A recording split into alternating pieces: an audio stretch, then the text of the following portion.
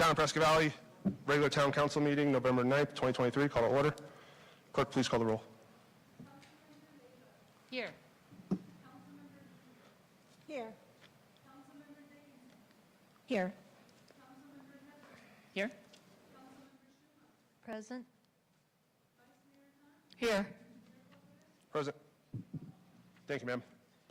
I'd like to welcome down Pastor Owen with the Heights Church for our invocation.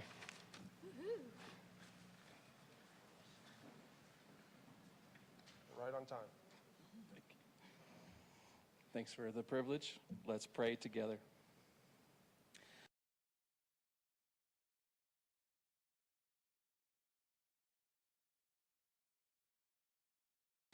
Almighty God, we come to you with reverence and gratitude. You are God above all others. Your strength has no equal. Your wisdom has no limit. Your ways and your thoughts are far above ours.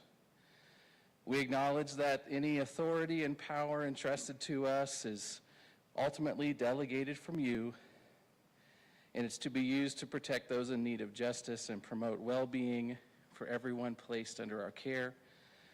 So we come to you, God, as that ultimate authority. May our town be known as a place where what is right is rewarded, where what is good is promoted, where what is wise is pursued.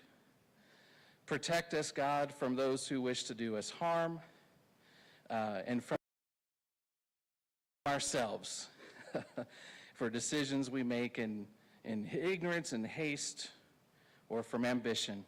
We pray for our first responders, our educators, our public servants, our business and community leaders, our citizens, and especially our children. Protect us, and may we be well. And God, for those making decisions in this room, I pray a special blessing upon them. May they have health, insight, and courage to lead us well so that we can live peaceful, quiet lives marked by godliness and dignity. Thank you for hearing our prayer, O Lord. We pray these things in the name of your Son. Amen. How about the little guy leads us in the pledge? Absolutely. Would you lead us in the pledge? Okay. Just start us off, buddy. Microphone, baby. Here, The microphone. right here. Do I say the normal one? Yeah, That's the cool. normal one, like school. Yeah. I pledge allegiance to the flag of the United States of America and to the republic for which it stands, one nation, under God, indivisible, with liberty and justice for all. Good job, buddy. Item 3, proclamation, Homeless Awareness Month. Clerk? Homelessness Awareness Month. Agape House of Prescott, November 2023. Whereas since a staggering number of families and students in the Prescott Valley area live in crisis and are homeless, Prescott Valley, Arizona joins the nation in recognizing November as Homelessness Awareness Month. Last year, the Prescott and Humboldt Unified School Districts identified 182 homeless students.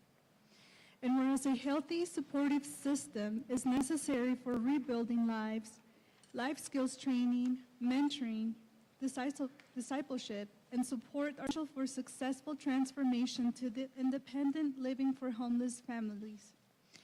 And whereas since its incorporation in 2013, Agape House of Prescott has provided an interim place to call home for families in the Prescott area. Agape House helps families in crisis to rebuild, transform, and become self-sufficient members of society. They offer a safe place to raise their family and rebuild relationships. Agape House has an 86% success rate of families living independently 1 year after graduation from Agape House. Now, therefore resolved that I, Kelpo Aguda, Mayor of the Town of Prescott Valley, do hereby proclaim November 2023 as Homelessness Awareness Month and encourage the residents of the Town of Prescott Valley to give back and become involved with Agape House of Prescott in their vision to providing a pathway to independence for families in crisis. Thank you. Thank you, ma'am. Item 4, call to the public. At this time, members of the public may comment on matters listed on the agenda or solely on matters within the jurisdiction of the town. Any persons wishing to address the council must register their name with the town clerk prior to the commencement of the meeting. The council's response is limited to responding to criticism, asking staff to review a matter commented upon, or asking that a matter be put on a future agenda. Such remarks shall be limited to 3 minutes unless additional time is granted by the mayor. Clerk? First person I would like to call is Steve Caros. Welcome, sir. You might have to raise that microphone a little bit. Thank you, Fatima. Recently, Mayor Palguda crossed yet another line when he posted overt Republican partisan posts on the internet. Seats on the Prescott Valley Town Council are to be 100% nonpartisan, and this is made clear to candidates at election time. To quote Mayor Palguda, he writes, "I am proud to have strong conservative values that believes in private property rights, free enterprise, and limited government overreach." Now, many of you know that I am definitively a conservative, a Republican, and I'm even a Bible teacher. So why would I take exception to this council member bringing partisan so-called conservative politics to the floor? First off, it is because his role is to not include such partisanship. It is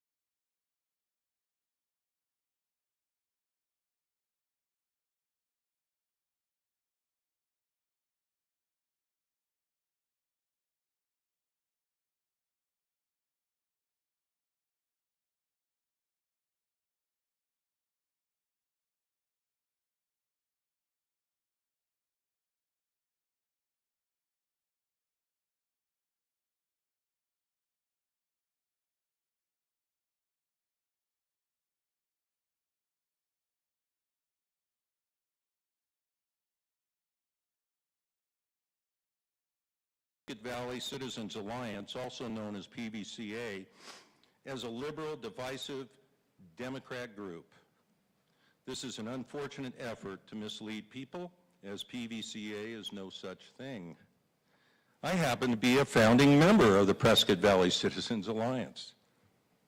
We strenuously and successfully work to establish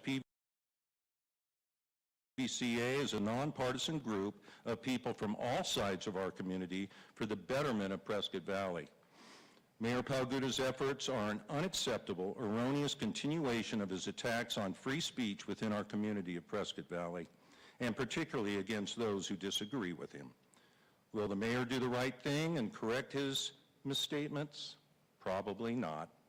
That is why I had to come here tonight to do it for him. Thank you, sir. Clerk? Bill Williams.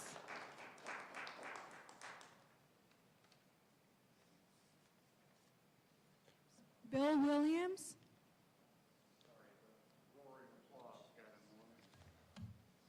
Welcome, sir. Howdy. I'm Bill Williams. I have a master's degree in communications and journalism and an undergraduate degree in the same discipline and a 2-year paralegal degree.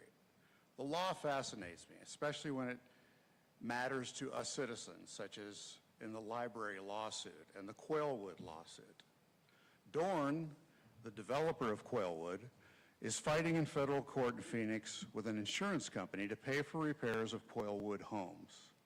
There were numerous homeowner complaints, and to Dorn's credit, they hired an engineering firm that found very serious problems with the trusses that hold a roof up. They found the wrong number of vents, blocked vents, insulation issues, roof truss uplift, which reshapes a truss and can pull ceiling panels apart, leading to interior wall cracking. Those were the complaints of about the first 38 homeowners. Dorn claims to have a hefty insurance policy that should take care of the repairs, but the insurance company is, of course, fighting. They hired an engineer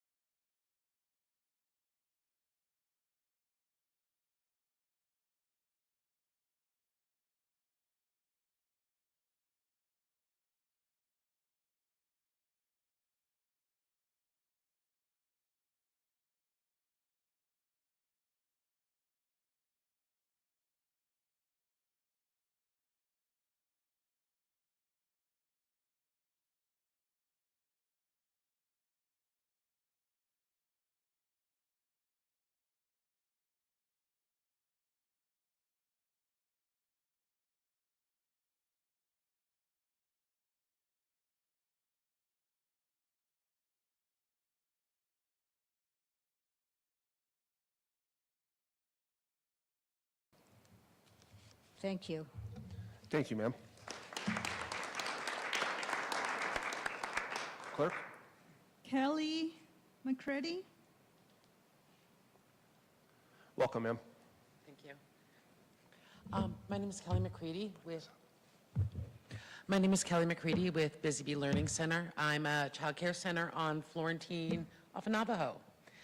And I was looking for some information online about the current state of the YMCA that's being built here in Prescott Valley. And I found an article from a year ago that said we would be breaking ground in early 23. And I see that that hasn't happened yet. And I'm wondering if the town is really getting good value for the investment, for the resource that they want for their residents. And maybe we need to take a better look at how that project is coming along, because in that article, I see that not only was there land donated, but $5 million in seed money that the article says shouldn't all be squandered. In the industry of providing childcare to young families in Prescott Valley, I want to make sure that the town is getting good value. As we grow, we're going to need lots of resources for young families. That really isn't what I came to talk about today. As I said, Busy Bee Learning Center, we are on Florentine, just east of Navajo, and we are getting ready to have lots of new neighbors at the Granite Mountain Apartments.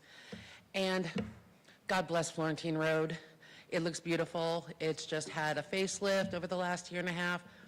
But we're struggling with what Florentine is going to look like as our families are dropping off their children, as the buses are coming down and stopping to offload and unload young children. And over 200 new residents are going to be trying to get onto Florentine to go to work every day. I think poor little Florentine is going to do its best, but it's going to need some extra support from the town. So I just wanted to put that out there so that we get a little bit of support down there. Thank you so much. Thank you, ma'am. And ma'am, I'm hoping that you're sticking around for item 9A this evening. Clerk? Diane Gomez. Welcome, ma'am. My name's Diane Gomez. I live in Dewey, and I came here to talk about the gravel pit and just let you know what everybody's thinking and doing. At first, we thought, no big deal, and I did talk to James Gregory about why Site 1 was asked by Cal and him to move to Site 2, which is what I'm talking about right now, which is near, a mile away from PCC. It's near Stone Ridge. It's right next to Blue Hills. So I started looking into it a little bit more, and then those doctors wrote the letter about the health effects of gravel pits and the air and all that, and so I thought, And then I looked and saw that that's zoned residential, and that they have to change it to M1, the Fanes. So once again, we're being beset by the Fanes, who own all the land, and they want to change zoning or density, and it's always in the negative for the residents that are nearby. And I go, this is like a weird pattern. I don't know. I've never been aware of things like this, but this is at least the fourth recent development that has gone this way. So one of the girls in our group is starting a petition drive to change, I'm trying to get the words right because it's like confusing, change the Fanes request from a minor general plan amendment to a major general plan amendment. Because we're going to try to do what we can do to stop or at least be part of the decision making. To me, they have a lot of land. I haven't investigated it, but they have a lot of land. And I would say a quarry pit should probably at this point in time go somewhere where it's not near to a residence, like within 10 miles of. Like if you wanted to do it without making people mad. But now a lot of people are mad. So this is what we're doing, and we're also in contact with the Attorney General because of Chino Valley. So we're thinking, oh good, maybe we can get on that boat. And then we're thinking, because he stopped the Chino Valley thing, or she stopped it with an injunction. And then we are in contact with the EQ, QD, I don't know, the air quality people, and they said, once the Fanes apply for a permit, we can start contacting them then more. So what I'm saying is, why don't the Fanes make it easy on themselves? Pick a different place, Site 3, Site 4, anyway, that's it. Thank you, ma'am. Clerk? Joe Hudes. Jersey Joe is coming to the microphone, everyone, get ready. I'm going to try to lighten this up, everyone, have some good things to say. I myself, and about 29, Gil, other people just completed the Citizens Academy. Great course.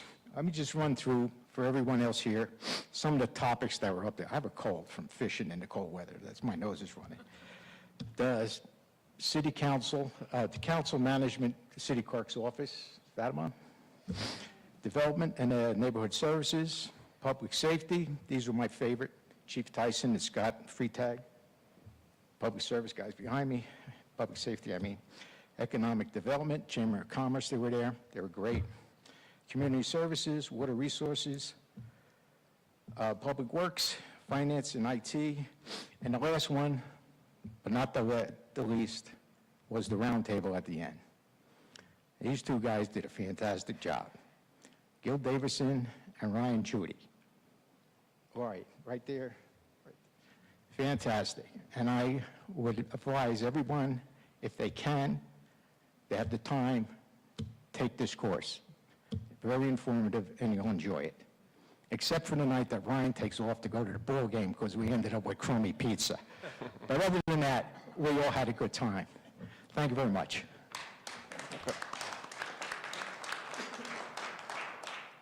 1 out of 10, Joe, 10 being the highest. How do you rate the class? Well, I missed one that you were there, so I guess A a 9. 9? We'll take a 9. Clerk? Atilano Rivas.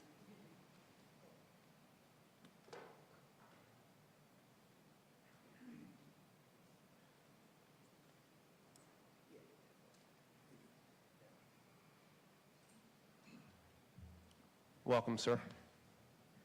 Council, manager, and you too, Mayor. I greet you all. My topic is going to be on water. My background is engineering, a lot of you know me, heavy industrial. I design power plants, water purification systems, mines, refineries. I am construction management, procurement, and new design concepts. What I'm going to talk about right now is how to help the citizens here preserve and keep water and use correctly. If you're building a 1,000 gallon, to me that is wrong. We cannot do a hydro test in our homes and check and see if we have a water leak, if our foundations can be being eroded by water leaking from our pipes and systems, roads, intersections have caved in. We need to change your billing to include, and I've seen your software, it's there. You just have to spread open your spreadsheet and get it down to the tenth of a gallon. It's there. So we can do a water test and train the public how to do it correctly, to get new plumbing, to check for water leaks, to do a hydro test in our home and read the dial for 1 hour that it doesn't move. A lot of people don't know that. Then the water moves, they start checking their homes, their toilets, their sinks, and the hot water heater. That one's a bad one. It's usually put beside the house, close to the foundation. It causes deterioration of the ground, erosion, you have cracks, and damages to the house. The responsibility of your code person, oh, my favorite person, is to do a write-up on this, and to train the citizens of Prescott Valley on how to check for water leaks and conserve water. I've been living here almost 12 years. No, 12 years. And it's just me and my wife. And I calculate that I use about 28 to 32, 3,200 gallons per month. Yet my bill comes in at 4,000. I'm not happy about that. The city of Mesa, where I lived at, it went into tents, and I was able to track my leaks and repair my systems. My bill was correct. Here it is not. There is a lot of feeling that at the end of the 12 months, you could be charged for a month of usage by estimating 1,000 gallons. You have about 23 to 25,000 meters. Can you imagine how much money and water is misused and lost? These high suspicions.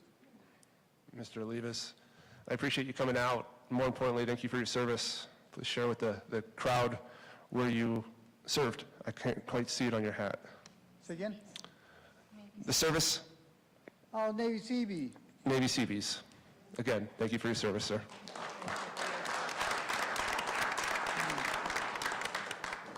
Okay, with that, I'll leave you guys. I like this gentleman's speech right here. It was very good. I'll talk to you later.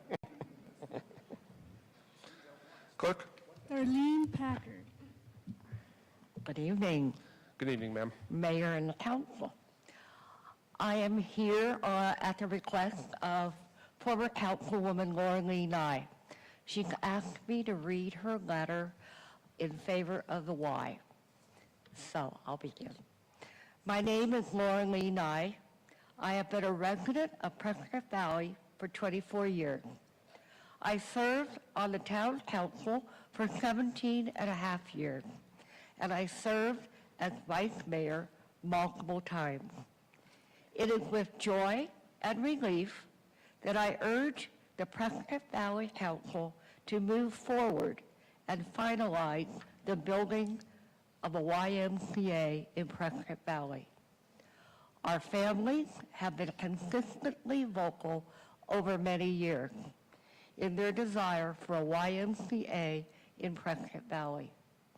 I recall clearly how I was bombarded with citizens' requests and needs during my tenure on the council and realized that it has likely intensified for each of you.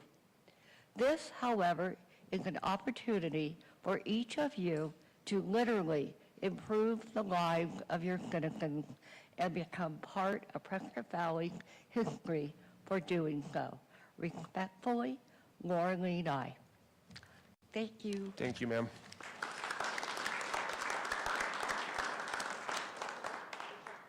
Clerk? Joseph Contadino.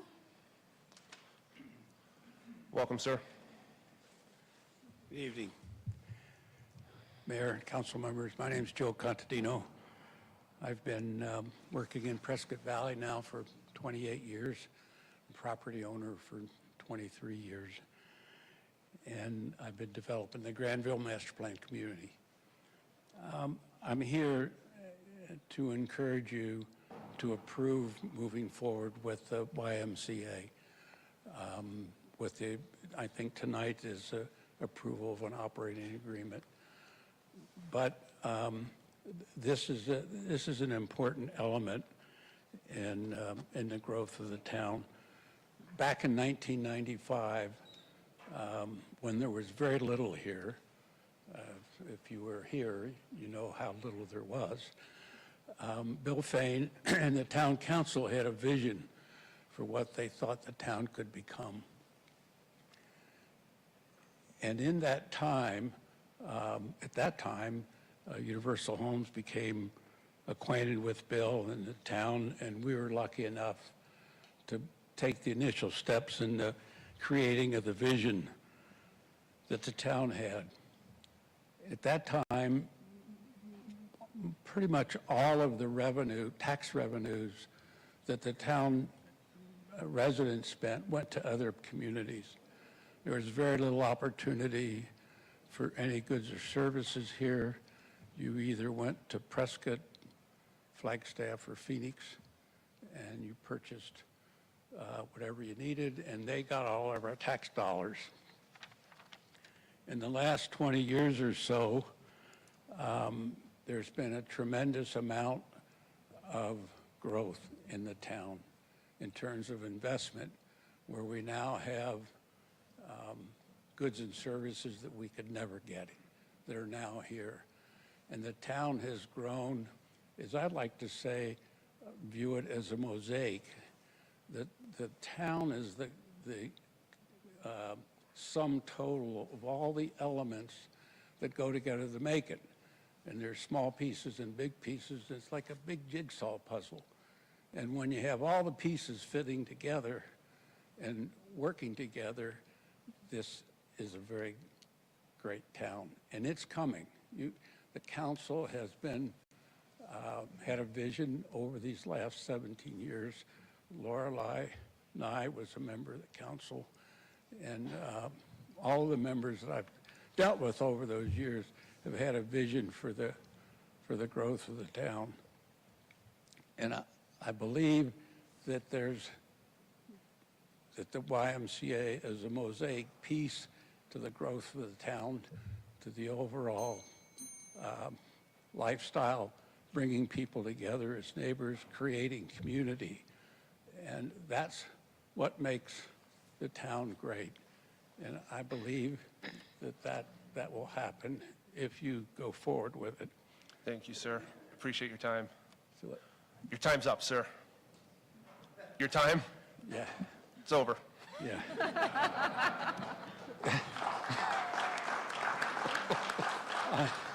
On a maybe less, maybe directing some of the anger that some of the people bring to these meetings to myself tonight, it's common knowledge that there's always a group of people that show up that are opposed to everything.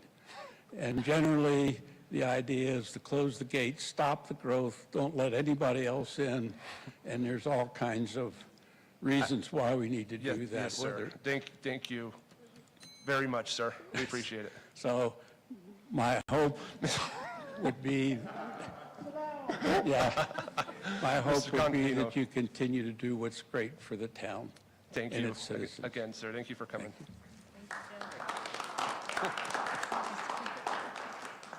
Clerk? No one else, Mayor. Thank you, ma'am. Next up, council comments. I'll start on the end down here. Ma'am? Councilwoman Dickinson?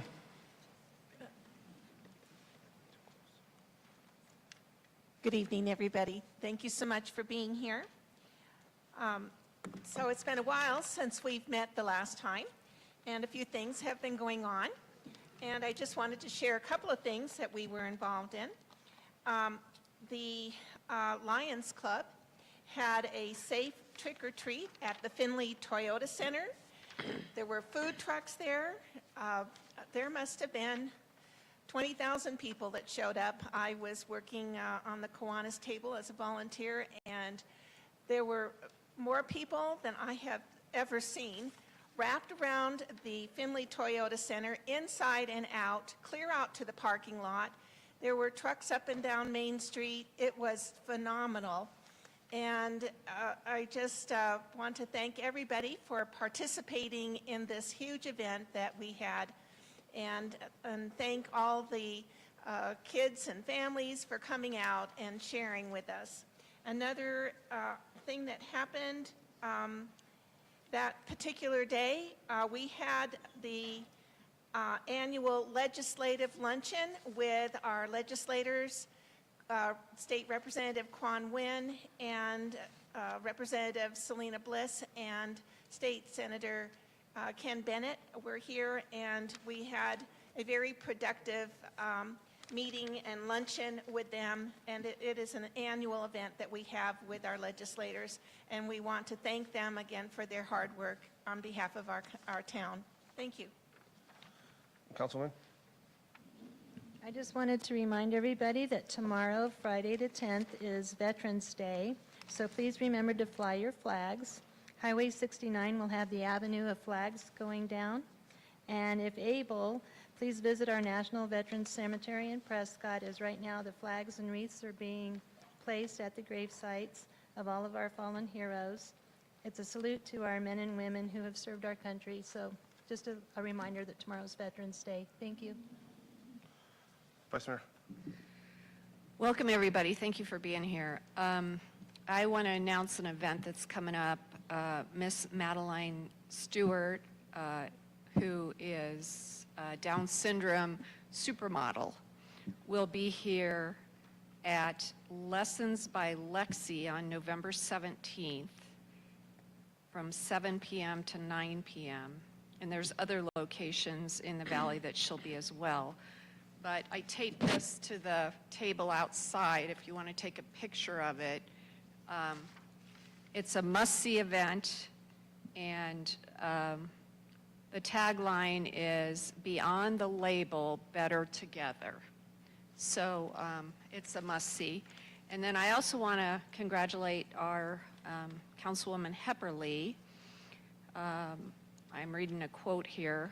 Congratulations again on being selected as the 2023 recipient of the Honors Heroes Among Us First Responder Spouse Award. You are certainly worthy of the honor. Thank you, April. Wow.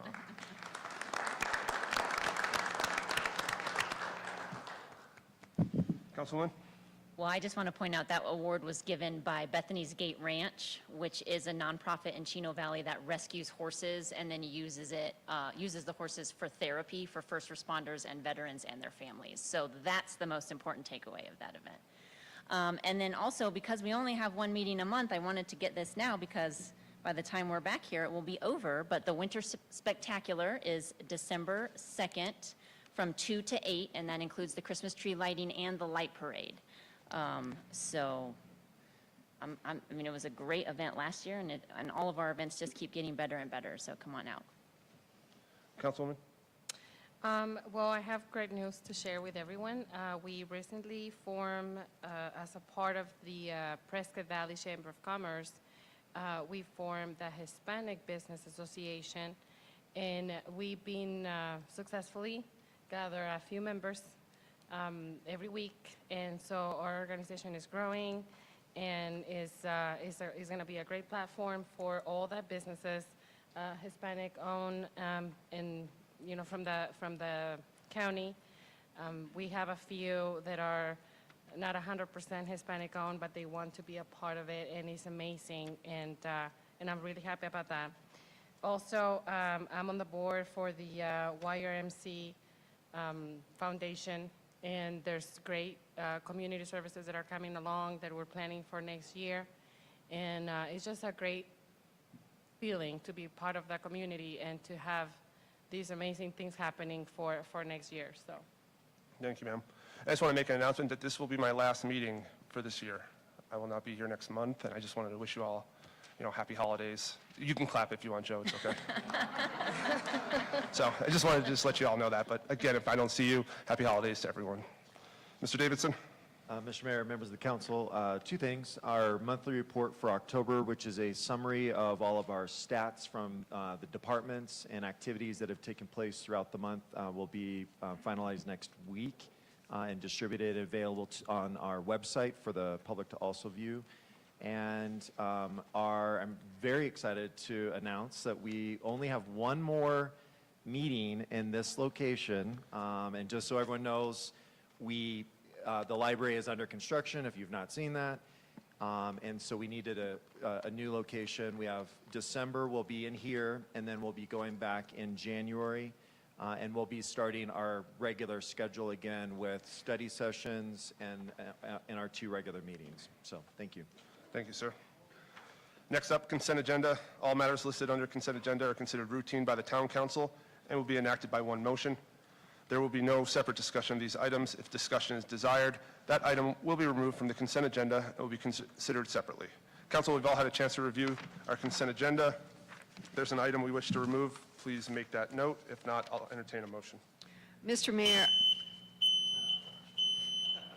Seriously? That's it. Guess we gotta go. Oh my gosh. Did that.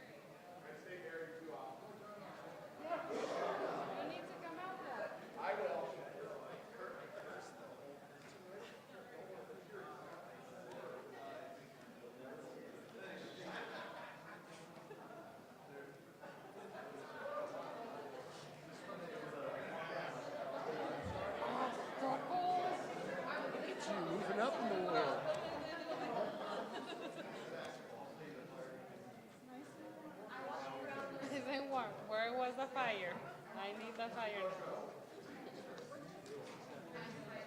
I know. It wasn't even supposed to be a test, right? Oh, my goodness. We should build a fire now.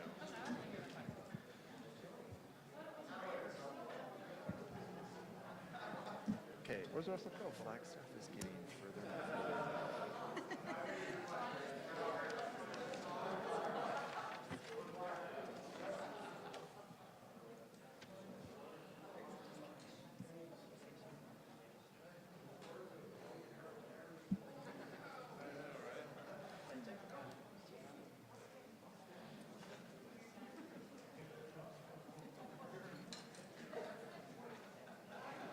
Now, will that be part of the YouTube thing?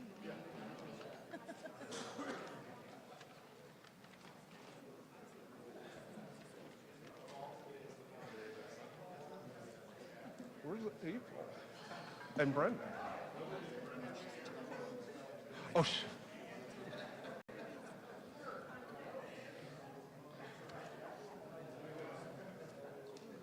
where's Brenda?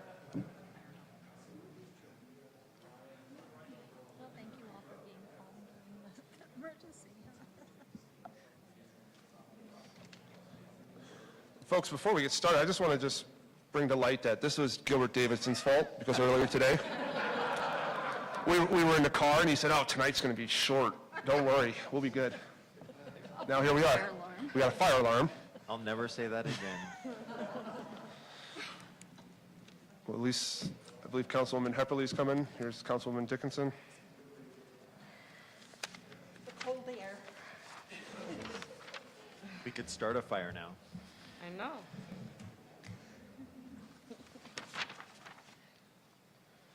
Here she comes.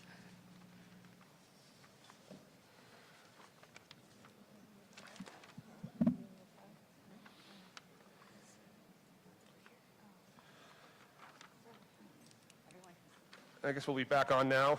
And when we left off, I was asking for an item to be removed from consent agenda. Now is the time to do it. And if not, we will be entertaining a motion and a second.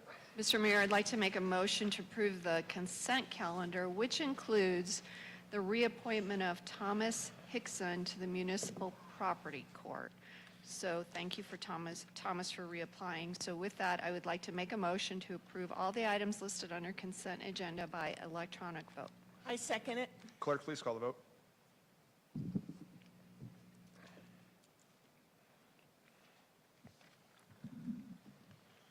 Councilmember Hepperly? Yes. That passes unanimously, Mayor. Thank you, ma'am. Item 8, zoning code amendment, ZOA 23-003. Reference fees and planning and zoning chair selection, consideration, and possible action. Ms. Kennedy is not you. Mr. Ruby, welcome, sir. You get the second team, sir.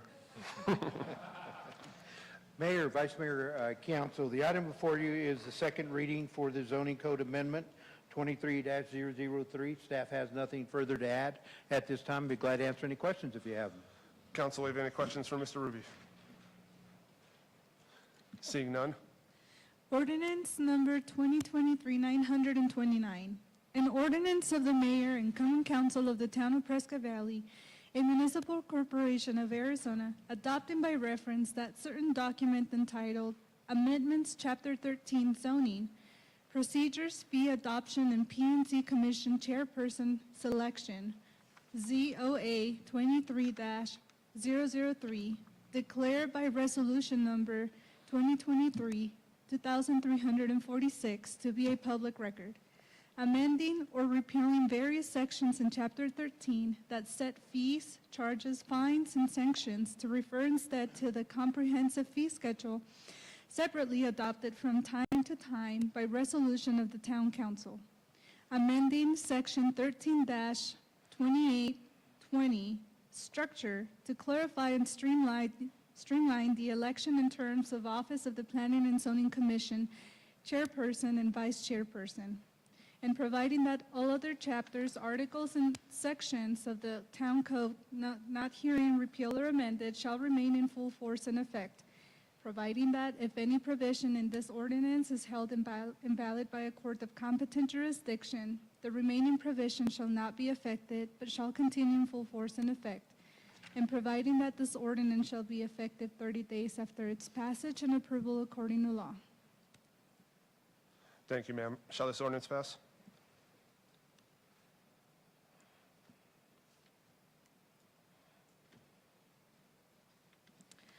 That passes unanimously, Mayor. Thank you, ma'am. Next up, item 8B, bulk water sales regulations. Mr. Wadsworth. Good evening, Mayor and Council. This is also a second reading for the bulk water sales regulations, and at this time, I would answer any questions that you might have. Council, we have any additional questions from Mr. Wadsworth? Seeing none, clerk. Ordinance number 2023-926, an ordinance of the mayor and common council of the town of Prescott Valley, a municipal corporation of Arizona, adopting by reference that certain document amendments Town Code Chapter 9, Regulation Bulk Water Sales, declared by resolution number 2023-2345 to be a public record, amending sections 9-05A 45, Water Conservation, 9-05A 75, Domestic Water System Maintenance, and 9-05A 90, Cross Connection Control Program, renaming and amending section 9-05A 80, Hydrants, and adding a new section 9-05A 85, Water Fill Stations, in Article 9-05A, Domestic Water Service, and amending Section 9-05B 45, Water Conservation, 9-05B 80, Reclaimed Water System Maintenance, and 9-05B 90, Hydrants, and adding a new Section 9-05B 95, Water Fill Stations, in Article 9-05B, Reclaimed Water Service, all in Chapter 9, Health and Sanitation of the Town Code, to regulate bulk water sales as part of implementing the town's water management plan, providing that all other chapters, articles, and sections of the Town Code not herein renamed, amended, and enacted shall remain in full force and effect, providing that if any provision in this ordinance is held invalid by a court of competent jurisdiction, the remaining provision shall not be affected, but shall continue in full force and effect, and providing that this ordinance shall be effective 30 days after its passage and approval according to law. Thank you, ma'am. Shall this ordinance pass?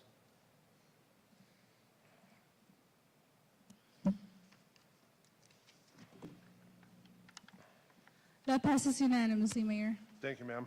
Next up, new business, item 9A, Facilities Management Agreement, Supersede Development Agreement, PBCCI. Consideration possible action. Mr. Davidson. Mr. Mayor, members of the council, I'm going to give a brief overview of what this item is about, and then we have some special guests that are here as part of the broader team that are going to also be a part of this presentation. Over the past several years, we have been working with the Prescott YMCA and the Prescott Valley Community Center Initiative team to construct for our community a state-of-the-art YMCA. Tonight's item is what we're calling a Phase 1 component of this project, and that is what is before consideration of the council. And then there will be a possible Phase 2, which would include a full aquatic center, and you'll see the highlights of what the center will contain in the first phase. This has been a long-standing goal of many generations of council, staff, and the broader community to build a high-quality recreation center that will serve the needs of our very broad and diverse community. The item that is being considered by the council is what's called a Facilities Management Agreement, and it's structured in such a way that the town it will finance, design, construct, and maintain the facility, while the YMCA will be contracted with managing the day-to-day operations, which is hiring staff, building the membership, and then providing programs to the broader community. The town will have access to the facility for town-sponsored events up to a certain number of times of year in collaboration with the YMCA team. This proposed facility, and per this agreement, is not to exceed $29 million in total design and construction costs. The town will finance approximately $22 million. $4 million is going to be available from the federal government that was provided to the town through the CARES Act, and then the remainder, or the balance, will be through donations provided by the YMCA. If the project exceeds this amount as we continue with further design of the facility, if it exceeds that amount, the town does have the option to pause the agreement and to possibly even cancel, not proceed further if it's higher than the $29 million. Before the town goes to construction, which is approximately, it'll be over a year from this point, we would need to go and sell bonds, which is basically like taking out a mortgage, and municipal government will issue bonds through a third-party investment firm, and we'll have then the construction dollars that we will use to pay the construction team and complete the project. At that time, when we go through that process, that will be another approval that the town council will have to be engaged with, is the actual approval of the bonds. And we will be talking about interest rates and the term of the payback for those particular bonds. The project is located not too far from our Civic Center. It is south of the Bob Edwards Park, just adjacent to Viewpoint Drive. So it's in a great location next to one of our public parks here in the heart of Prescott Valley. And at this time, I'd like to introduce the YMCA team, and they're going to have a short presentation. And then after that, we'll take questions from the council. So I'd like to introduce Damon Olson, who is going to walk us through the presentation. Thank you. Thank you, Gilbert. Thank you, Town Council. It's good to see you guys here tonight, and we appreciate all that you've done for this project and listening to, and town staff have been fun to work with. I don't know if fun is the exact word, but they're certainly working for you on your behalf. So that's a wonderful thing. Before we get to the slides, I would like to share just a little bit of background about myself. I first stepped into a YMCA when I was 5 years old, and that was in Hawaii, in Kailua, Hawaii, where I grew up. My dad worked for the Y in Hawaii. I learned how to swim. I played almost every single sport, participated in almost every single program that the YMCA that I was at had. I liked it so much, in fact, that when I got done with school, I decided that I would make it, I would try working at the Y. And my dad said, "Are you sure?" And I said, "Well, let me give it a shot." I did, and if I make it to December 3rd of this year, that'll be 31 years. I've been around the YMCA my entire life. Giving birth to the YMCA is no easy feat, as we all know, but I believe that it's the ultimate gift that can be given to a community.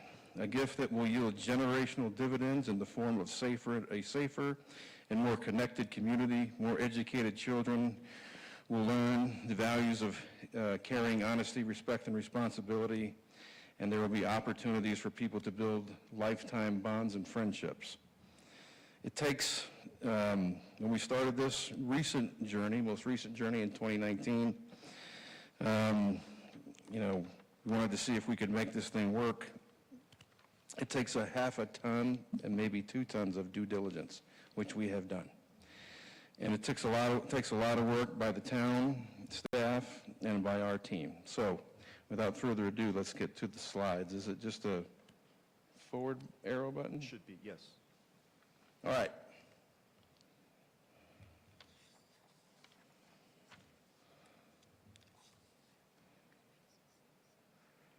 Right here you see the very front part of the building. That would be the building facing north. Splash pad would be over where you see the red areas are. It looks like we're possibly having a gathering out in front because the YMCA is a gathering place. And a lot of people see this as a nice shiny building, which it is. I also see hope. When we had to be closed for the COVID pandemic, many people called and said, I miss my friends. I miss a place to gather. And this is a YMCA that many, many people will gather at. Next, so there's two buildings. One main building, it's a two-story structure. Right next to it's the Early Learning Center. And you see that right there, young minds will learn, grow, and explore during the vital early learning ages. I see also a place where every kid from every socio-economical background can learn and grow together.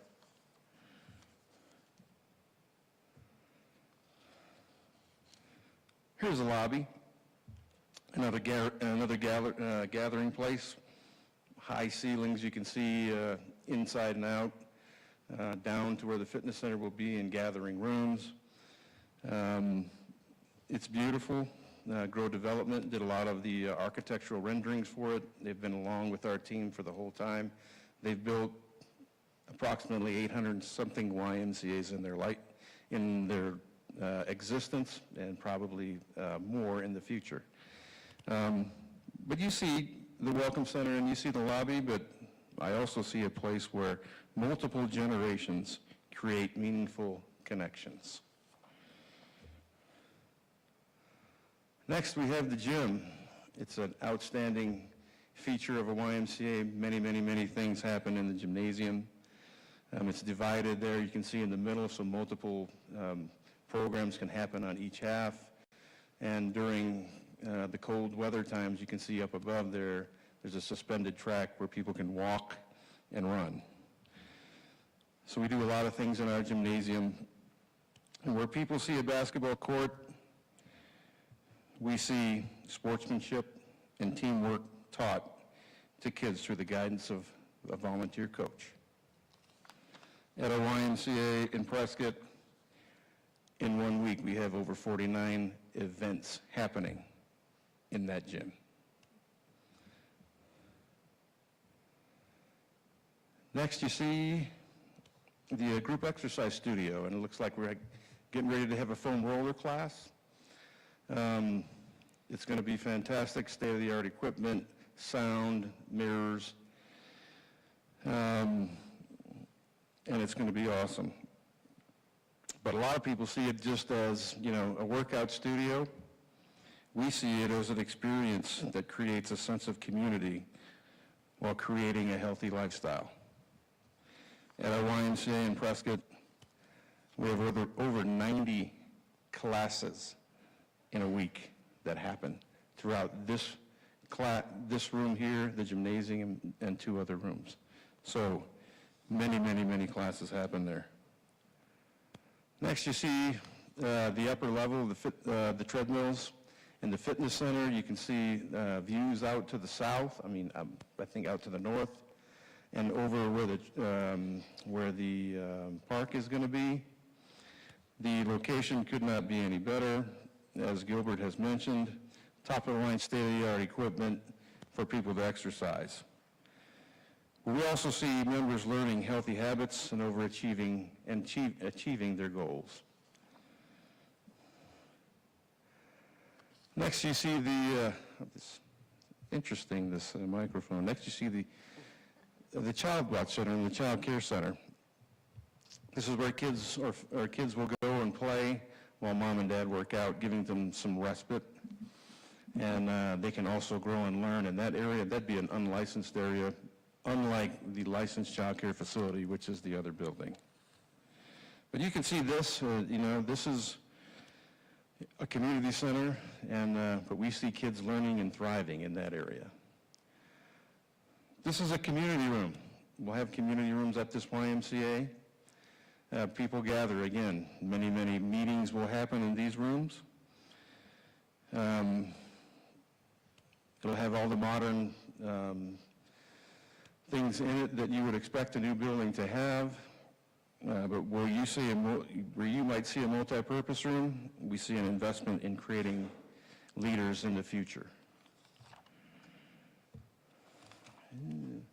This, I believe, is in your packet, and this is the layout. This is the first floor. You can see the Child Watch and Kids Adventure on the lower side with the multi-purpose room, locker rooms, admin, and gym. And on the separate building would be the Child Care Center, and up above to the right would be where the splash pad would go. That is the second floor, and you can see the track that is suspended above the gym. And what we're going to do, we're not going to do questions now. We're going to wait till all of us talk, and then we'll come back up and give you the opportunity to ask us questions then. Thank you. Thanks, sir. Mr. Polk, welcome. Mr. Mayor, members of the council, my name is Stephen Polk. I'm the attorney for the Y. And when I say the Y, I mean Prescott Valley Community Center Initiative, which is a subsidiary of the Prescott YMCA. So real briefly, I'm just going to go over the key terms of this agreement for you. This is a public-private partnership. The facility will be owned by the town. The land that's currently owned by the Prescott YMCA, that'll be donated to the town. That's worth about $2 million.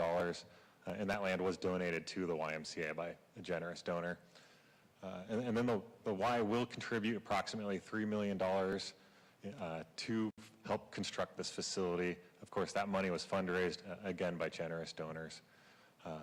And every single Y board member has personally donated funds to this project, and that will be donated to the town. And that just shows you how much we, the YMCA, believe in this project and how much good it will do for the community. Management terms. So this will be managed by the Y as a YMCA facility. It'll be under YUSA guidelines. Some great examples of that are under YUSA guidelines. If you're a member of the Prescott Valley YMCA, that membership's good and valid at the Prescott YMCA and vice versa. So we get all the benefits of falling under YUSA. The management term is for an initial term of 20 years and a renewal term for an additional 20 years.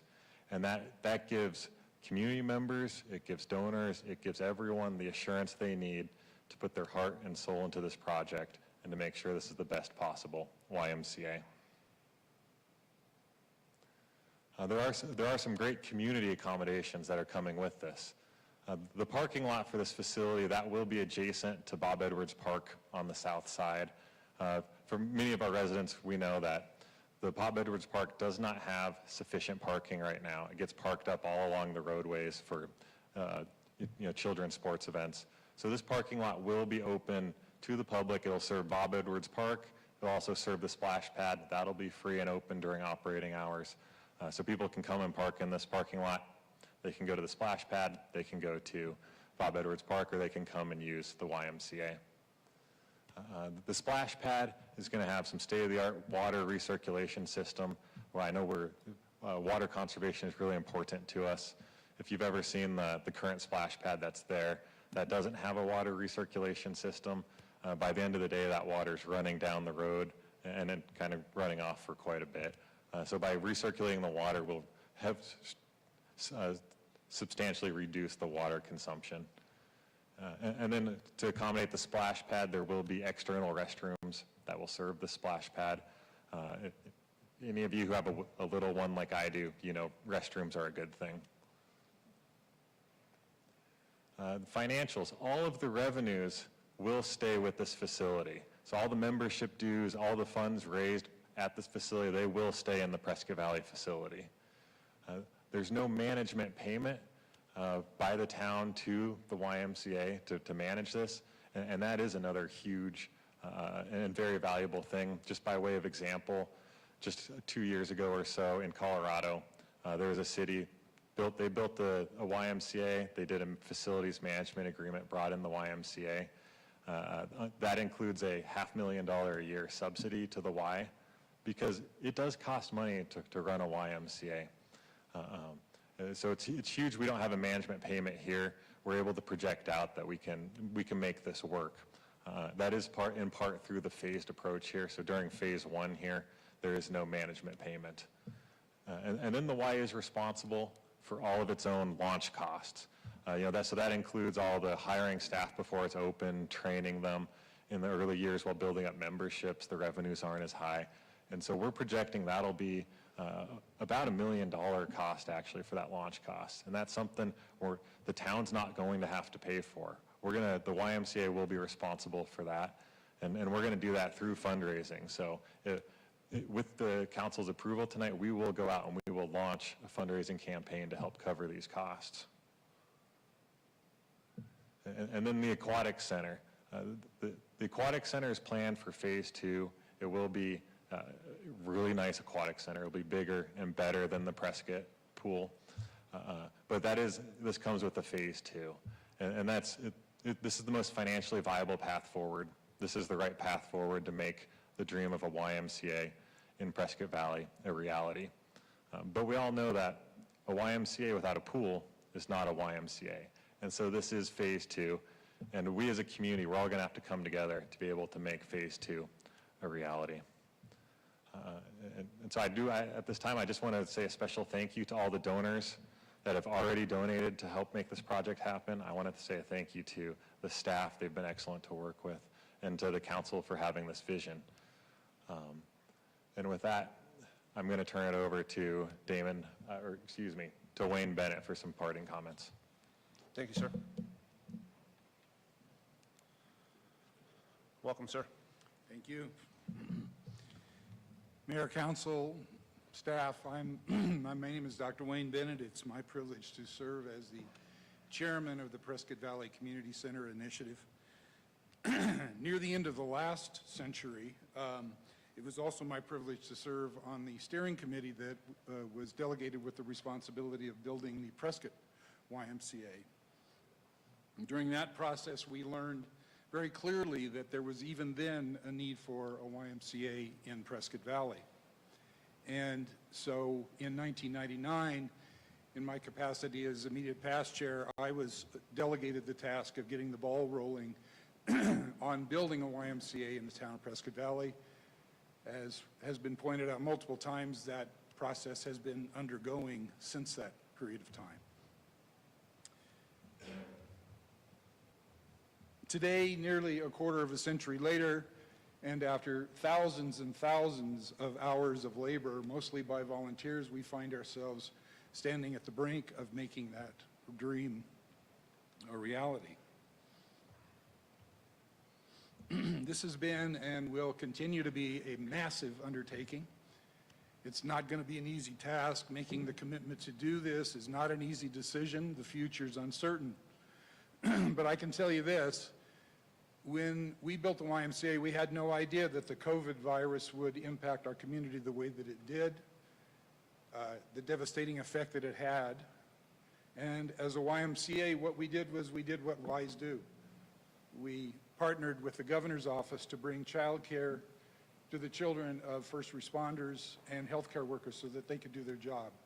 We partnered with the school system to bring teachers into empty workout studios with chairs and tables and laptops, and we brought education to the children who had working parents who could otherwise have to be forced to attend school at home, which we all know didn't work at all.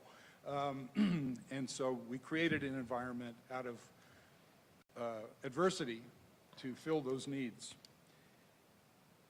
And I can also tell you that if some adverse disaster befalls our community at some point in the future, the Y will continue to do what YMCAs have done for the last 179 years, and that is to fill community needs. And you can be assured that that will be happening if we build a YMCA. And in the meantime, the YMCA will be continuing to provide routinely the desperately needed child care, family support, community health services, and more to the thousands of families that are not getting those services now and who will be if we are able to build this facility.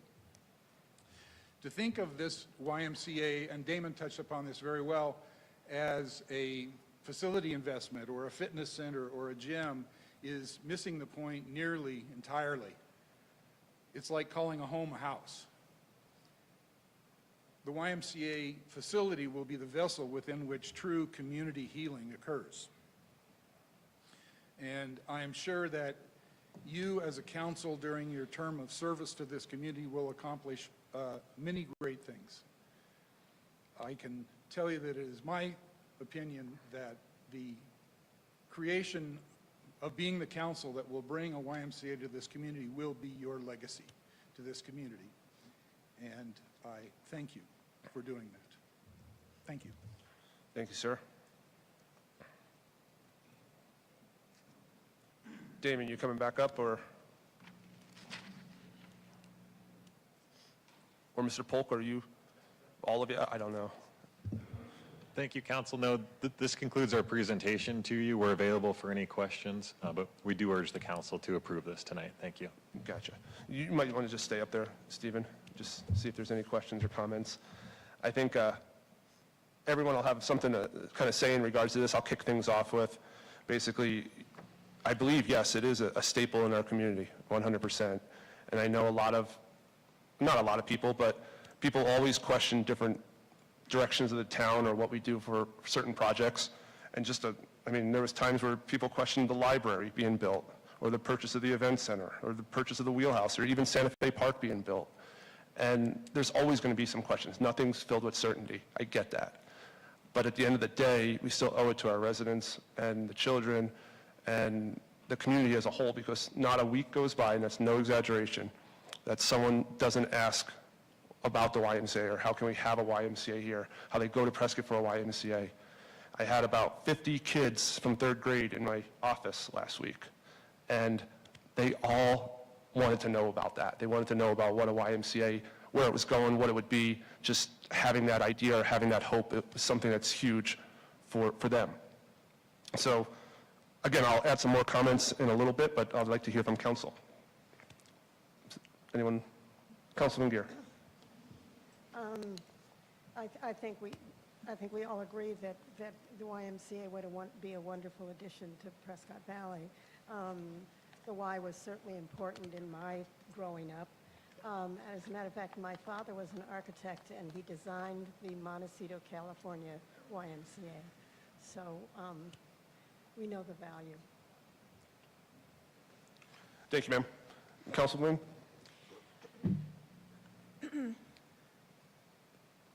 This procedure for going forward and discussing this new building in our community has been,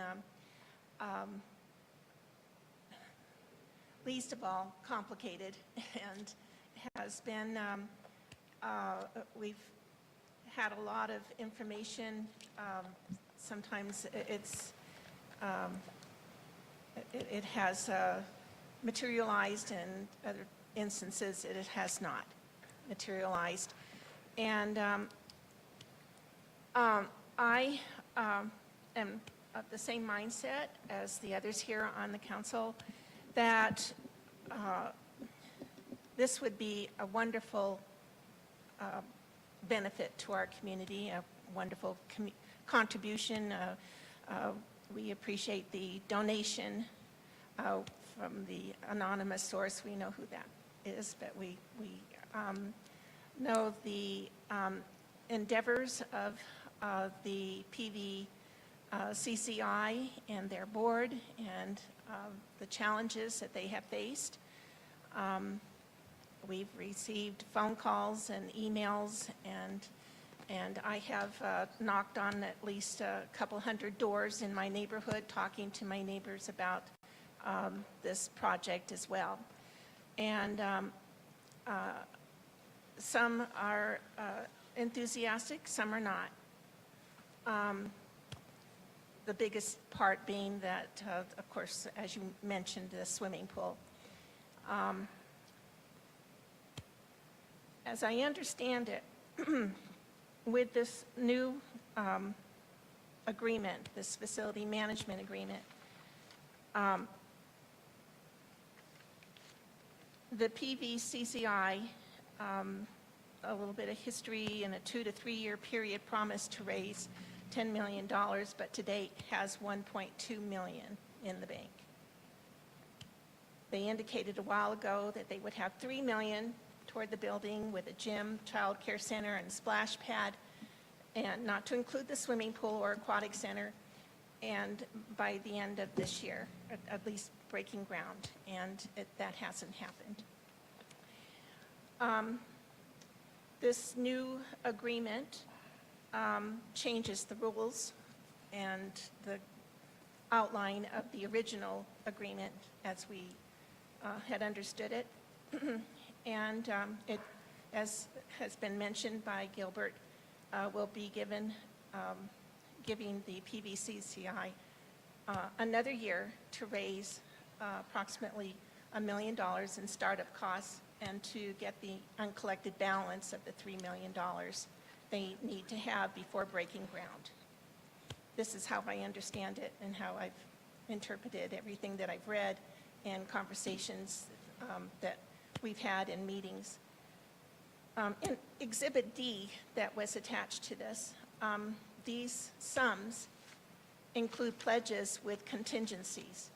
One pledge to be paid upon obtaining building permits and groundbreaking with a deadline of February 18th, 2024. Another fund or donation which was being included in the funds has already been received is a local initiative support corporation grant to small businesses for $150,000, which funding was already used in support of the child care portion of the YMCA for pre-development services with a grant expenditure deadline of September 1st, 2023. No money coming to the town from that. The PVCCI has indicated the cost of the building will be 24 million, possibly 25. But according to other sources for the town, the cost will be closer to 29 million, which we have already heard from Gilbert. So it's understood that under the original agreement, 2.5 years ago, they were to raise $10 million toward the first phase of the building, of which they have only raised $1.2 million, and that they suspended their fundraising efforts several months ago because it was too hard. And in one instance, the war in Ukraine has put a damper on one of the donors. My question is, where is the enthusiasm and support for this project? Now, I've heard what the mayor has said, but like I said, I've knocked on over 200 doors in my neighborhood. One individual, one woman, discussed with me the child care. And she says, well, what about the other child care facilities in town? So,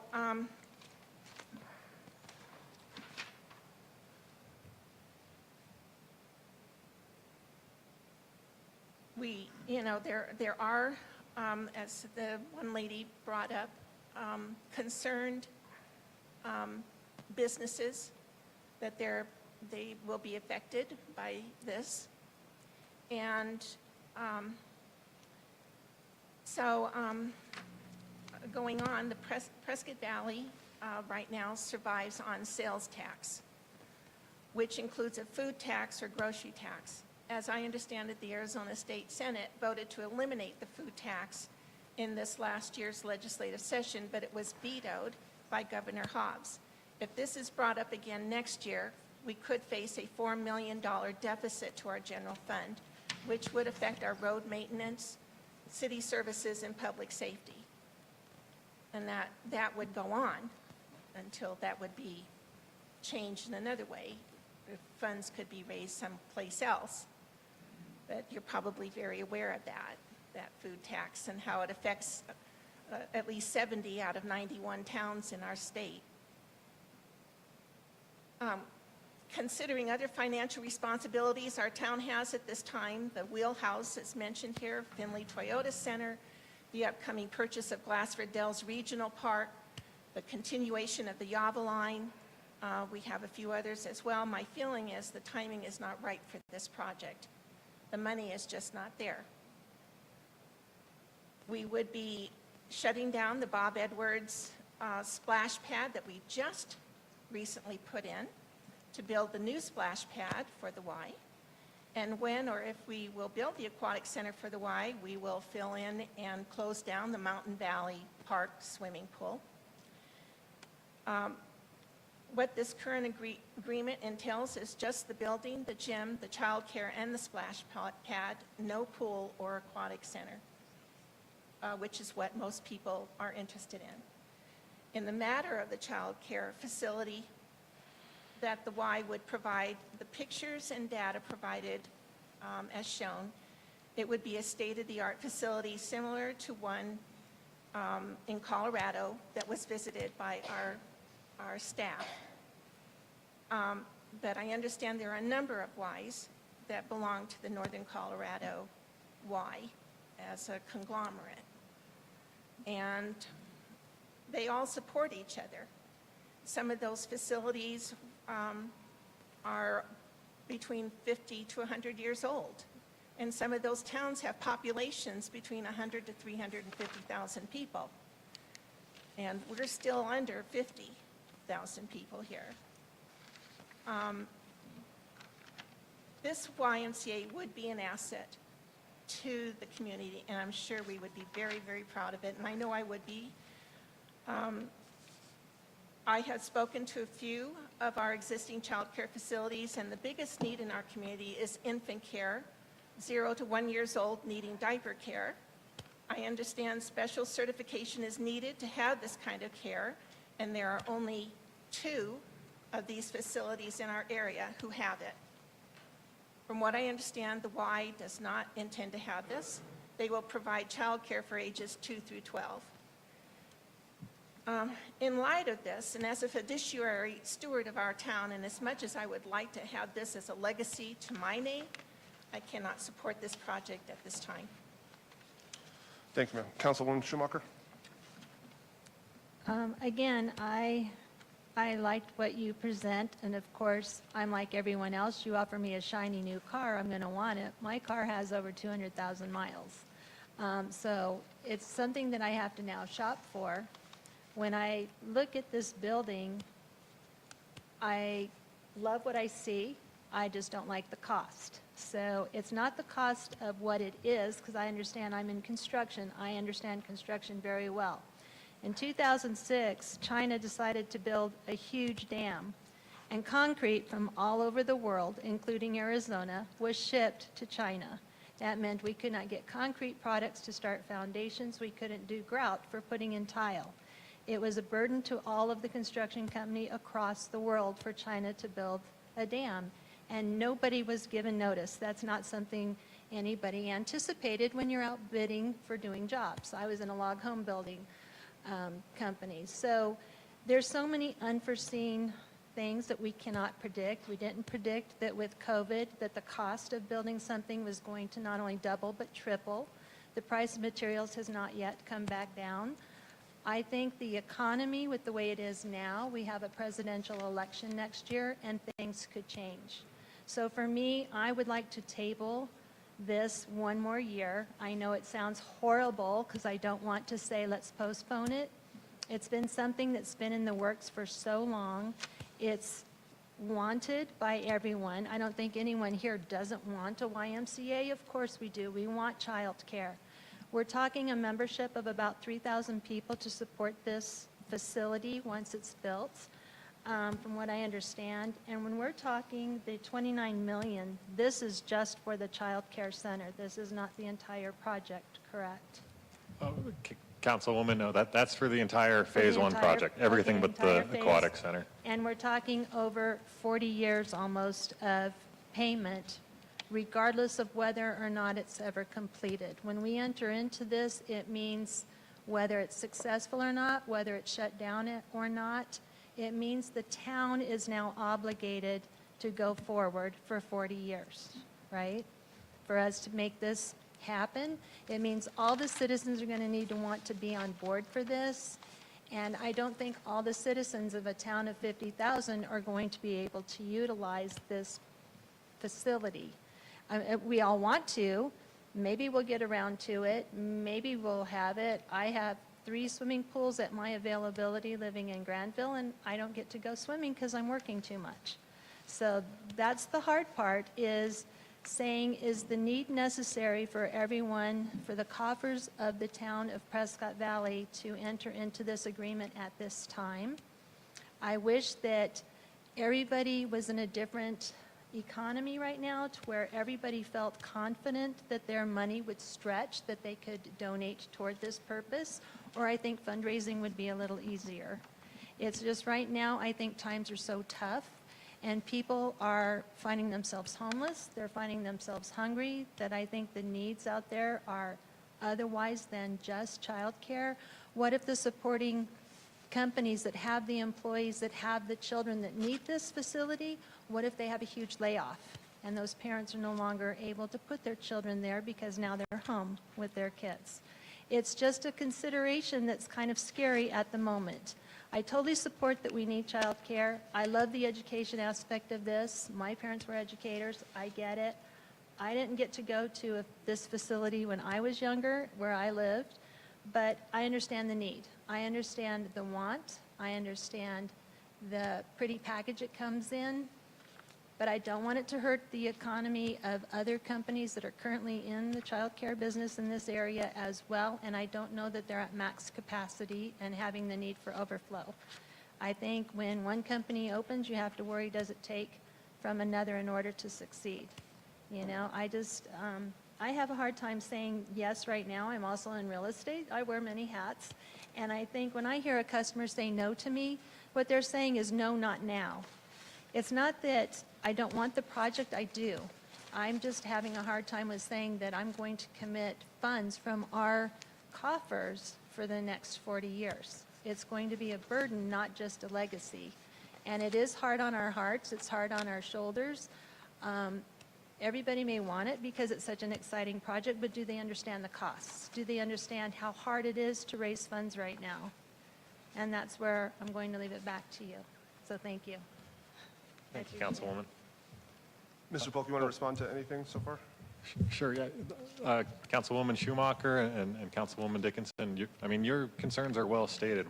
What I would say, though, is that the fundraising, the YMCA is so confident in the fundraising that they're not saying we're going to go out and fundraise, cross our fingers. We're saying we're going to cover those costs. And so those costs are coming either through donors or from the Prescott YMCA. So we're committing ourselves all in on this project too.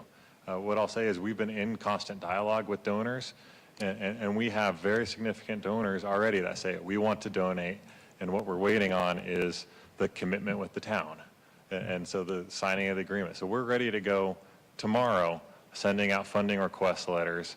Right now it's kind of grant season. We have major foundations in Yavapai County that cover Prescott Valley. They're highly interested in this project. They care about children. They care about the YMCA. They're ready to open up their checkbooks and make grants to make this a reality. What they're waiting on is the commitment from the town. And so we're ready to go on that, and I would urge you to reconsider your positions and move forward with the belief and understanding that this is the right thing to do for our community, and it's the right thing to do it today. Thank you. Vice Mayor?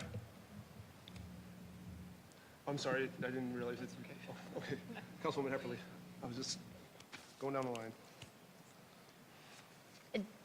I'm not sure who said this. It might have been Gilbert. Did I hear that there's COVID relief funding attached to this? You guys have that, or? Mayor, council member, yes, we had pledged $5 million, and that's what's been used as part of the seed money. So the remainder of that, which is approximately $4 million, will be coming back as part of project costs. Okay, so there's not the time frame that we have for spending those funds, that doesn't apply? No. Okay, just wanted to verify that. I don't really have anything else to say. Councilwoman Leyva, anything to add? Nope. I think it's never a good time. As a parent, I think we all know, something comes up and you're like, hey, an expense is coming in that you weren't expecting or that you are planning on spending money on, and it's a tough thing to swallow, and you kind of question, well, what's it going to look like a year from now, 2 years from now, or 3 years from now with my budget. But it's always the right thing to do. It's always the right thing to do in regards to if it's something that's going to benefit our community, we look at it that way, it's within our realm, doing the what if, like trying to predict the future. I wish we all had that crystal ball. I wish, Councilwoman Schumacher, you could tell me exactly what would be happening. But unfortunately, we don't have that. Could another pandemic happen tomorrow? Absolutely. But if we went on living our lives like that for the rest of our lives, our community would go nowhere. So that's just, again, my thoughts on that. It's something we've talked about. It's not something we came up with last week. This is something that we as a community and staff has been working on for literally years. So I feel like we're not jumping in to something and not knowing what the outcome is. So that's my thought there. Is there anything you'd like to add, Mr. Polk, or in the back, Mr. Bennett? Yeah, just by way of clarifying, some data was brought up that is incorrect, and I just want to, for the record, have that data corrected. Sure. And there are a number of those. First of which is the project maximum that's in the facility agreement is $29 million for the scope of the project. The bidding came in from Grow Development at right about that number, slightly below that number, 5% below that number or something. We then proceeded to, for a reality check, went to 2 major contractors and had them bid. And their numbers came in, both of those numbers, and those companies were Westpac and Hayden Construction. I don't know why I keep doing that. And both of those sets of numbers came in $3 to $5 million below the high bid that came in from Grow. So our numbers are, all of the numbers that we have are below that $29 million number. The YMCA never said that that was the cost of the number. And the realities are, and we had a good idea that Grow Development numbers were high because historically they've done over 600 Ys, 800 Ys. And they're characteristically high because they don't want to come in low because of their reputation. So we knew we had a good idea, and then we reality checked it, and we reality checked it with the 2 best contractors around, and it came in significantly lower. We are under that budget by several $1 million. So I just wanted to correct that. Second point, we never promised to raise $10 million. We entered into a campaign, a capital campaign, with the goal of raising $10 million. And we were not successful in raising that $10 million. We had 2 very large prospects who were we were given the impression that these prospects would be very major donors for large sums, and they have not yet come through. They are still prospects, to be honest with you, but with time and with doing this during COVID, we have a $5.5 million allocation in the budget, the federal budget at this point in time in the appropriations package, which we don't think is going to pass now because of what's going on with our federal budget. But these numbers, when it became apparent to us that time was running out and we needed to do something with the funds that we had raised through a professional fundraiser, we went to the town and said, this is what we can do now. Is that okay? Or what do you want to do? And the town came back to us and said, we'd like to consider a bonding option and do something and get this to a different place. And the last year and a half, I think, has been involved in dialogue relative to that and doing due diligence. The statistics with regard to child care vendors, I really want to specifically say that we have the YMCA is the largest child care provider in the world. It's the largest child care provider in the United States. It's the largest child care provider in Arizona. It's the largest child care provider in Yavapai County. We have very robust data on this subject. And we know clearly that small child care providers do not suffer from large YMCAs coming in and taking over markets. In fact, they do better. Because what happens is the small child care providers are not credentialed the way the YMCA is through NACOG. 75% of the child care that's provided in our community at the YMCA is funded through federal funding through certification. These other small providers do not have that economic impact. It will not add, we have robust data to that effect. What we do also have data on is on a study that was done by the U.S. Chamber of Commerce on the economic impact of the child care deficit in Arizona in the year 2021, and that number was $17.7 billion. Per capita, that means that this community in Prescott Valley is losing north of $11 million a year due to the child care deficit. And so these are numbers that are pretty robust numbers. There is a massive demand for child care. When we proposed our child care facility, we surveyed 6 of the largest employers in this community, and their responses alone was more than 100% of what our child care facility plan was designed to do. So child care is a huge issue in our community. Yavapai College's program on training people to go back into the job market is floundering because they are not able to bring people into their program because they can't get child care. It's a very significant economic driver. It is our duty to deal with that. Just a couple of other things.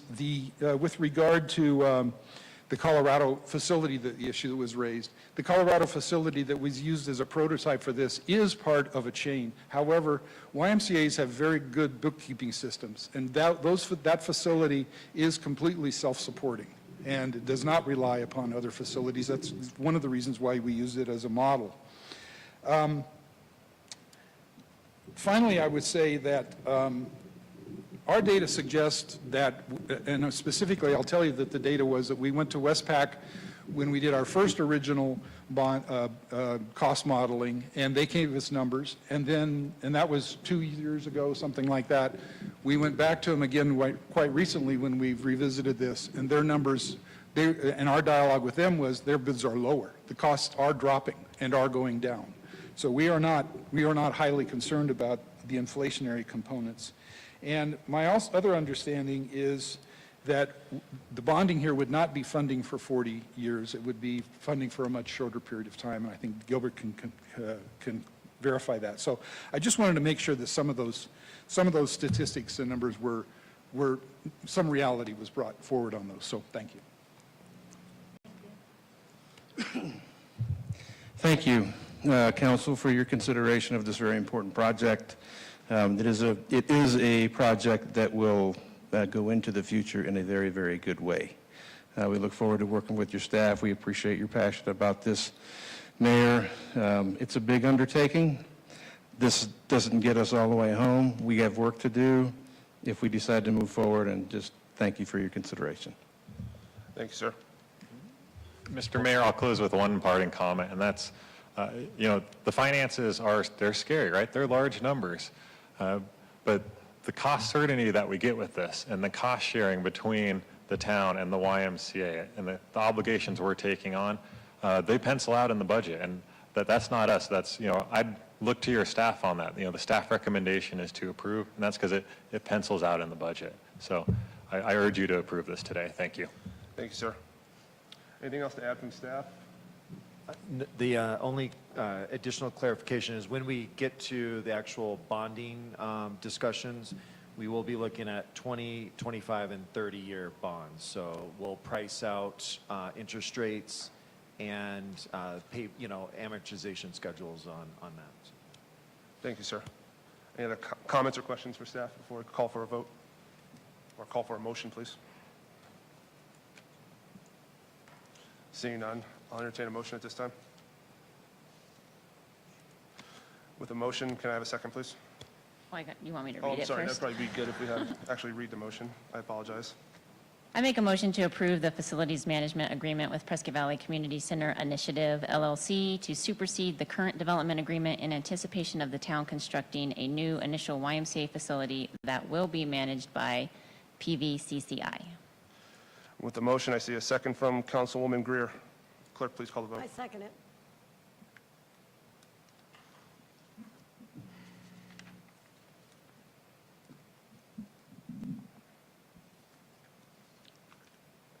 Vice Mayor Hunt? Mr. Mayor, the motion passed 4-3. Thank you, ma'am. Moving on, item 9B, Prescott Valley Legislative Agenda 2024, consideration and possible action. Mr. Davidson? Mr. Mayor, members of the council, this item is in relation to our annual legislative priorities. As you know, we had discussions with our legislative representatives and provided this overview. This document that is approved by the council instructs and authorizes our designated lobbyist as well as our staff to be able to represent our community as it relates to various types of bills that could impact the town both in a positive and negative way. This authorization includes a number of key provisions. So first is always protecting the town's revenue sources and any unfunded mandates that the state may impose. Second is economic development tools to attract new industries and commercial. Again, the heart of this is about job creation and economic growth tools. Third is protecting capital infrastructure and water resources. Fourth is the attainable housing in a broad sense, so anything that's going to help support housing. And then finally is we are a member of and help to support the League of Arizona Cities and Towns. The League represents all cities and towns across Arizona, and we always want to try to align with them when they are taking on the legislature or the governor's office on particular bills. So that would be consistent with what we've done in prior years. This item is supported by, we have an external lobbyist firm called Tri-Advocates, and that is a annually funded component of our budget. And then they will help to carry out these provisions when the legislative session starts in January. I'll take any questions. Council, any additional questions for Mr. Davidson? I believe this is also what we discussed last week, I think it was? Yes. With our legislature. I have no question, only a comment. I am very happy with the way that Tri-Advocates has represented us down in the legislature over the last year. They have been very proactive. They have been supportive of the town. They have kept us in the loop and have advised us of everything that is going on and all the concerns that we need to be concerned about, and they've been right at the front line working for us, and I support this 100%. Thank you. If there's no other, are there any other, comments or questions? If not, I'll entertain a motion. Mr. Mayor, I make a motion to adopt the attached legislative agenda 2024 as guiding principles and priorities for Tri-Advocates in its service to the town for the 2024 legislative session. I'll second. Clerk, please call the vote.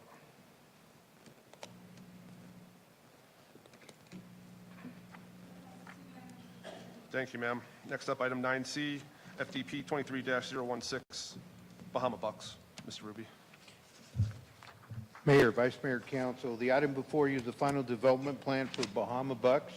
It's a request by Polo Padilla of ID Studios 4, agent for Pleasant Blessings Holdings, to approve this final development plan for Bahama Bucks. It's a portion of APN 10371-001K in the Glassford Hill Marketplace located on Glassford Hill Road just south of Yavapai College.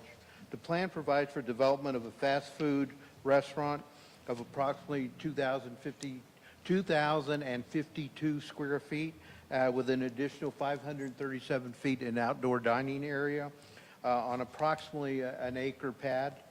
On November 15, 2018, the Town Council approved a final development plan for development of the Marketplace North Commercial Center comprising private roadways and infrastructure to support 65,000 to 90,000 square feet of allowable building floor area distributed across 5 acres for office and commercial uses on approximately 12 acres located on the west side of Glassford Hill Road, west side of Glassford Hill Road. The proposed establishment will be a one-story building, and if I may, it's located approximately here. You can see that Yavapai College is here. This is the proposed site. This is the Alliance Building Improvement Store, and the Maverick is located here. It will be a one-story building with a landscape outdoor dining area, strategic location just south of Yavapai College, north of the Alliance Home Improvement Center, It's bounded by commercial developments to the south, an educational use and vacant land to the north, and a residential neighborhood links Lake Estates Number 2 to the west, and of course, Glassford Hill Road to the east. The traffic impact analysis for this project indicates that the project would generate 112 a.m.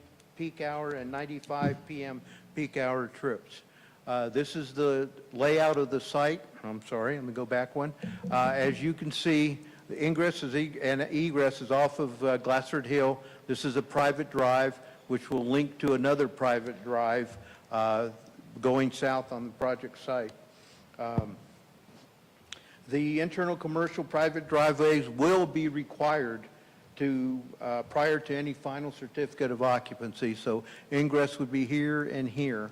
The final development plan has been reviewed by town staff and meets the town standards. Landscaping and lighting will be provided. These are elevations of the site. It is in a great location near the Yavapai College and the high school. This is the landscape plan for the project. Again, there's two areas of ingress, egress off of Glassford Hill here with a right turn in. There's already a deacceleration lane here, and exit would be for a right turn out only onto Glassford Hill Road. Landscape and lighting, as I mentioned, will be installed pursuant to town requirements, town codes 1326 and 1326A respectively. Proposed use is consistent with existing uses in the area and is congruent with the provisions of the C2 pad zoning district and the town center plan designation in the general plan 2035. Staff recommends approval of the final development plan for a Bahama Bucks facility, and I'd be glad to answer any questions if you have them. Council, we have questions?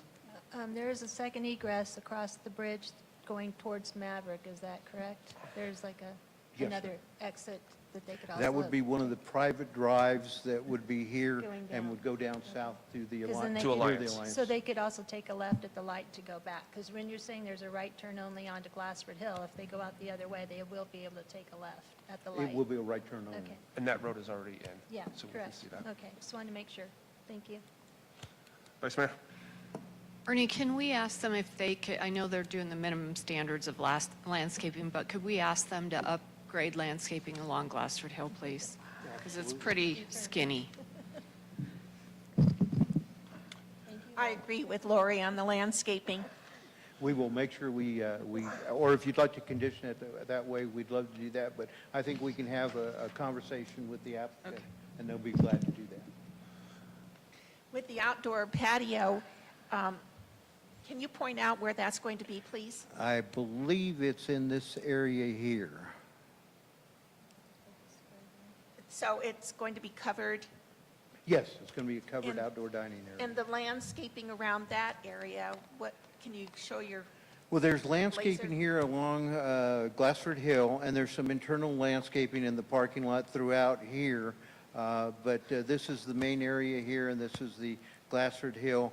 There's some town right-of-way here that we will discuss with the applicant to see if they can enhance that landscaping and make it a nice visual on Glassford Hill. will there be sidewalks there? Will they be? Yes, ma'am. There will be sidewalks internally here, and they will link to Glassford Hill on this side. Because we know that the kids will go there for the shaved ice. Yeah. And, Yes, ma'am. yeah, we need to protect them and make sure that they have a good place to walk. That's correct, Councilmember Dickinson, and that's one of the reasons that staff is asking, and it's in your resolution, that these private drives be established and workable prior to certificate of occupancy. Okay, thank you. If there's no more questions or comments, I'll entertain a motion, please. Mr. Mayor, I make a motion to authorize the mayor to sign resolution number 2023-2347, adopting final development plan FDP 23-016 for a Bahama Bucks facility by electronic vote. I'll second. Clerk, please call the vote.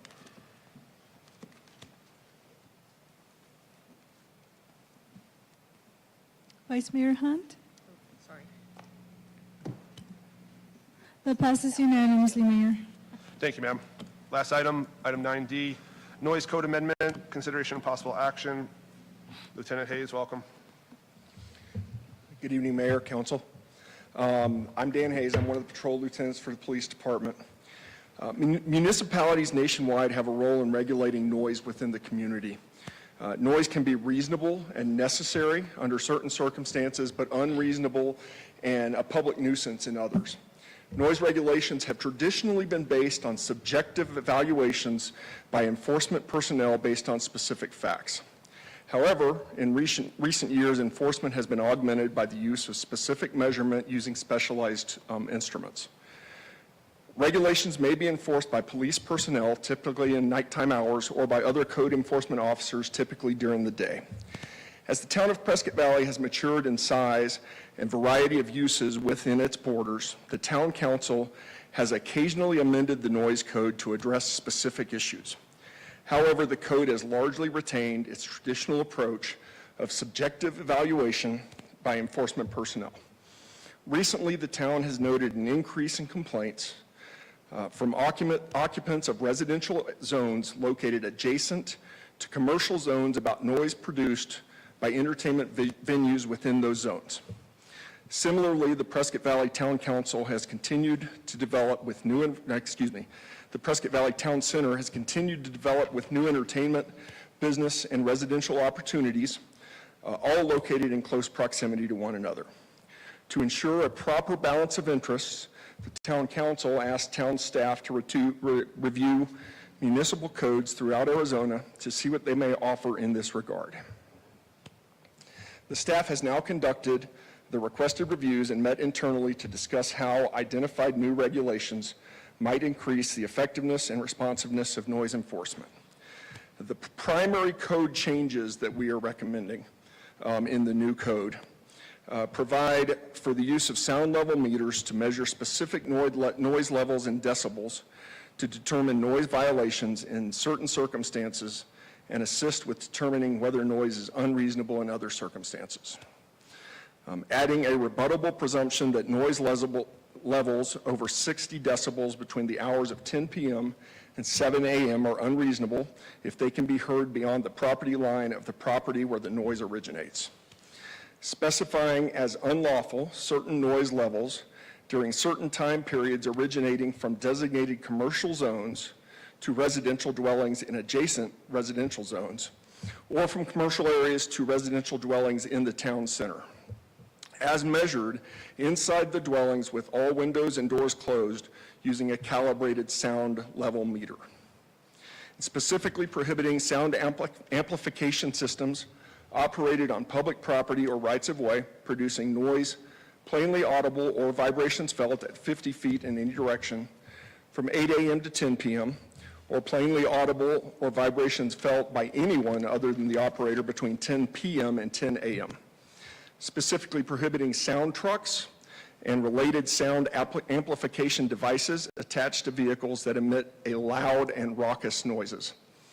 Clarifying that noise from parades, concerts, festivals, fairs, or similar activities that remain within any sound limits approved by the town are exempt from listed noise limitations.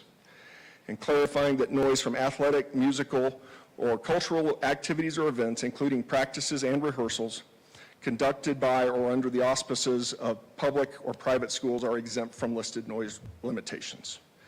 And lastly, clarifying that the first two offenses under the noise code within a 24-month period are civil offenses subject to increasing civil penalties, but a third offense during the same time frame may be charged as a criminal misdemeanor offense. I'll make myself available for any questions.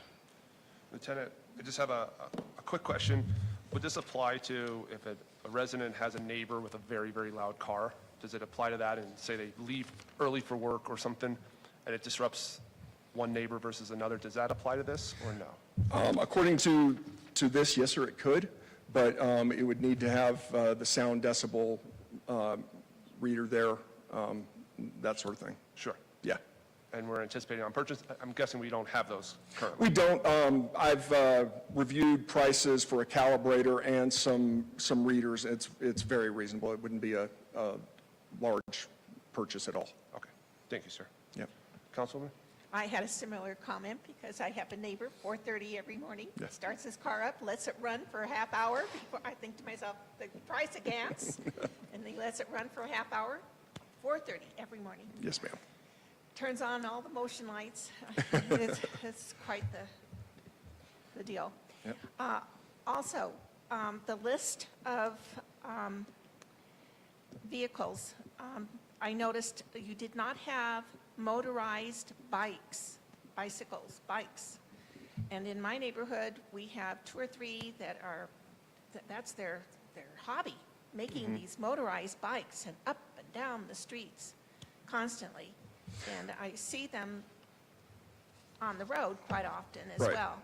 But high-pitched, you know, and I know it disturbs, I mean, if it disturbs me, it disturbs the rest of the neighbors. I mean, that's a very good question, ma'am, and But it's even though not they're on not your list. listed on the list, No. if their noise is above that 60 decibel level, I believe it can be enforced. Okay, even though it's not listed. Yes, ma'am. Okay, thank you. That's a good question, thank you. And one other question for like barking dogs that are a nuisance? Yes. It'd be working for that too. Okay, thank you. Anything else? Anything else for the lieutenant? With that being said, I'll entertain a motion. Mr. Mayor, I'd like to make a motion to read ordinance number 2023-931 by title only on 2 separate occasions, amending Town Code 10-01-070, noise, then place the same on final passage by electronic vote. I second it. Clerk, please call the vote.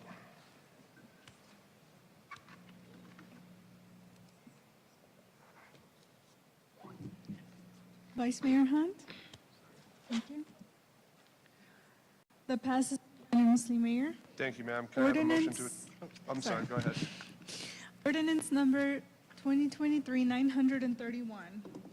An ordinance of the mayor and common council of the town of Prescott Valley, a municipal corporation of Arizona, amending section 10-1-70, noise, and article 10-1, offenses, in chapter 10, offenses, of the town code to provide for measurement of noise levels within the town and to establish noise levels maximums as a means to regulate and eliminate excessive, unnecessary, and annoying noises, providing that all other chapters, articles, and sections of the town code not herein repealed or amended shall remain in full force and effect, providing that if any provision in this ordinance is held invalid by a court of competent jurisdiction, the remaining provisions shall not be affected but shall continue in full force and effect, and providing that this ordinance shall be effective 30 days after its passage and approval according to law. Thank you. Thank you, ma'am. Now, item 10. Can I have a motion to adjourn, please? Mr. Mayor, I'd like to make a motion to adjourn. I second it. Clerk, please call the vote. That passes unanimously, Mayor. Thank you, ma'am. Thanks for coming out and sticking around, everyone.